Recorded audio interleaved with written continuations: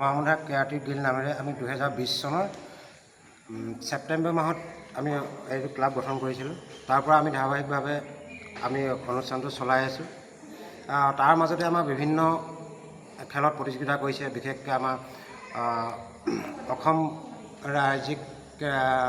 অসম ৰাজ্যিকো খেলিছে, বিভিন্ন ধৰণৰ দেওহাঁহ খেলিছে আৰু ধাৰাবাহিকভাৱে আমি যিমান খেল হয় আমাৰ ধাৰাবাহিকভাৱে প্ৰতিযোগিতাত যোগদান কৰি গৈছে। বিশেষকৈ এতিয়া আমাৰ এই যোৱা 26 আৰু 16 মে'ত হৈ যোৱা গুৱাহাটীৰ সৰ্বভাৰতীয় যি 24 সংখ্যক ৱৰ্ল্ড ট্ৰেডিশ্যনেল শ্বটোকান কেৰাটেত আমাৰ কমাৰবন্ধা ক্লাবৰ পৰা অসমৰ হৈ 5জন খেলুৱৈ প্ৰতিনিধিত্ব কৰিছিলে।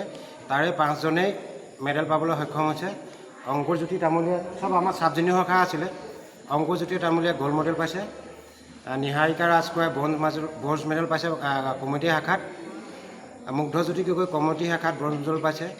অন্তৰা প্ৰিয়া শইকীয়া কমিটি শাখাত ব্ৰঞ্জ মেডেল পাইছে আৰু গৌৰৱ শইকীয়া কমিটি শাখাত ব্ৰঞ্জ মেডেল পাবলৈ সক্ষম হৈছে।